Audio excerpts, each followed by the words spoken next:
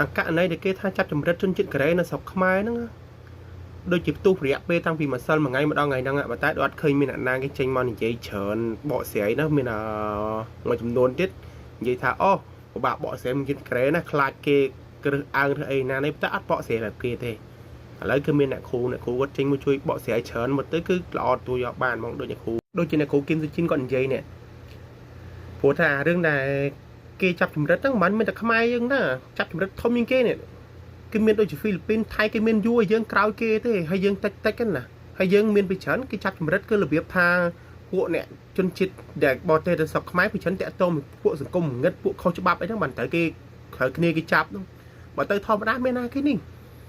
ទៅចឹងមនុស្សល្អជាសុកគ្មានណាគេចាប់យកទៅទេទៅតាក់ទងពួកសង្គមងឹតខ្លួនឯងតាក់ទងខុសច្បាប់តែខ្លួនឯងហើយមកចោទតែឯងនោះអាតែលេខ2ឯនោះនិយាយពីវារឿងវាមកកណោកោដឹកវាគ្មានទៅនេះទេវាបកស្រាយវាល្អបើខ្មែរឯងនឹងចេញមកមួយអត់មានណាគេជួយជោគជួយចៅទេនិយាយជន់តែស្រុកឯង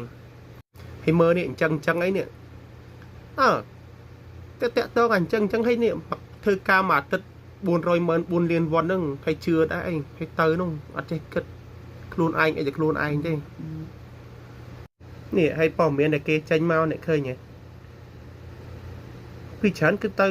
រកការងារធ្វើខុសច្បាប់ចង់បានលុយច្រើនទៅធ្វើការខុសច្បាប់បានជួបរឿងអញ្ចឹងបើទៅល្អជាតិមានកើតអីទេ